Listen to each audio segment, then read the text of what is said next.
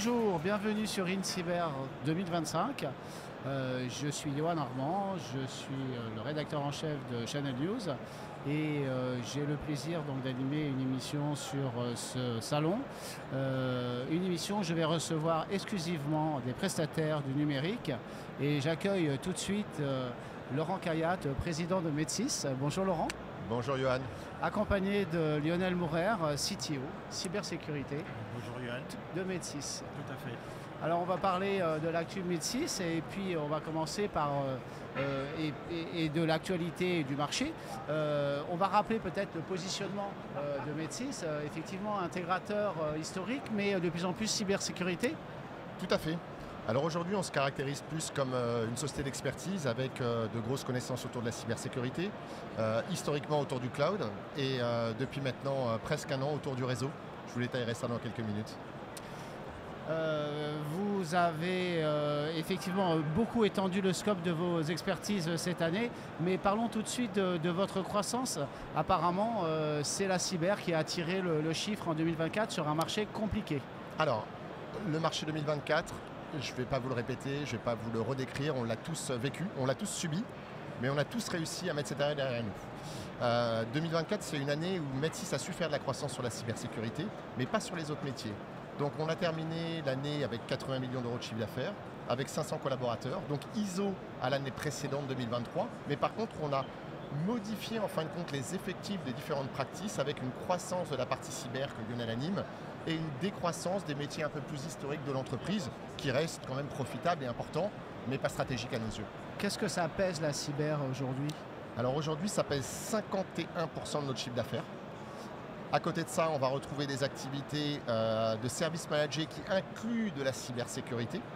On a toute la partie cloud et la partie réseau qui prend de plus en plus de place. Mais je vais laisser la main à Lionel qui va vous décrire justement nos métiers de la cyber.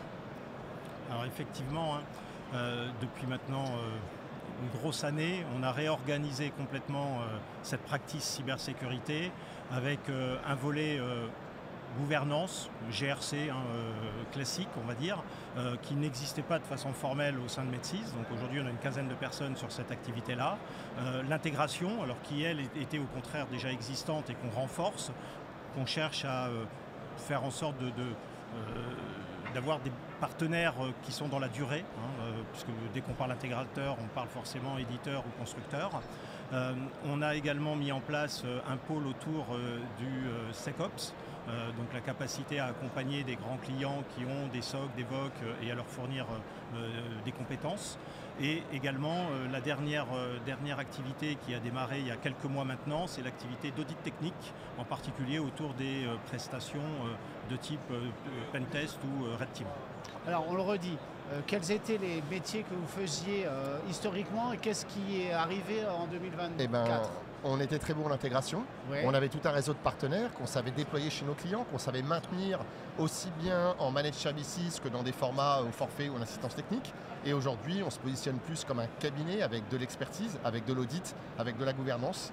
Et en fait, des métiers qui sont naturels dans la cyber et qui nous permettent d'avoir un scope complet. D'accord. Alors, c'est ça qui a attiré la croissance en 2024. Ça représente, ces nouveaux métiers de la cyber, ça représente combien de personnes à peu près? Une quarantaine, là, je dirais. Oui, aujourd'hui, c'est une quarantaine en Ile-de-France et c'est une quinzaine sur les régions, puisque Medsys est implanté dans 12 villes de France. D'accord. Voilà, donc environ 50-55 personnes. Et c'est que des recrutements c'est de l'année. Que du recrutement. Alors, on a eu quelques reskilling. Ouais, peut-être 2 ou 3 reskilling qui étaient des gens dans la cybersécurité, mais pas forcément sur les métiers de l'audit ou du conseil. Mais alors, donc c'est de la promotion interne. Comment vous faites pour recruter sur un marché où il est de notoriété que c'est compliqué? Alors on a 12 personnes formidables qui œuvrent quotidiennement pour sourcer et pour chasser. Et on a surtout une équipe technique animée par Lionel qui est là pour accompagner dans la partie des entretiens et qui est là surtout pour faire grandir les gens avec des plans de carrière. C'est pas évident, c'est le challenge quotidien. Le réseau. Et le réseau, ça aide. C'est un savoir-faire Medsys. C'est un savoir-faire qu'on a tous appris par notre passé ailleurs. On n'est pas là pour parler du passé. Aujourd'hui, on le met en œuvre chez Medsys et ça fonctionne très bien. Alors, vous avez créé une nouvelle filiale qui s'appelle Medsys Nice. Tout à fait. C'est en rapport avec Nice, Pas Nice du 1 tout. et Nice 2. J'ai volontairement mis Nice, mais c'est Network Infrastructure Services. D'accord. Le dirigeant est Alessandro Boasi, qui a une vingtaine d'années d'expérience dans la partie réseau. Et donc, il est venu créer au sein de Med6 une entité dédiée à la sécurisation des réseaux. Les réseaux n'étaient pas du tout un monde maîtrisé par Med6. On venait en fin de compte du système, et le nom Med6 système se comprend mieux. On a grandi dans la cybersécurité et aujourd'hui, on se complète avec le réseau. Et cette société qui a été créée l'année dernière a déjà des chiffres assez impressionnants, tout autant en termes d'ETP que de chiffre d'affaires. Et que devient votre partenariat historique donc avec Microsoft? Alors ce partenariat est toujours existant. Microsoft est un acteur redoutable et incontestable aujourd'hui dans le monde de la cybersécurité. C'est vrai que l'expertise qu'on avait à leur côté sur du cloud et du endpoint a disparu chez nous, mais on a à leur côté fait des très beaux projets d'intégration de leurs solutions de cybersécurité. D'accord. Alors, très rapidement, comment vous voyez l'année en cours? Croissance? Alors, oui, on vient de finir hier notre premier trimestre. Et je suis détendu. Je suis détendu parce qu'on avait prévu 12% de croissance sur cette année 2025 et le premier trimestre est au budget.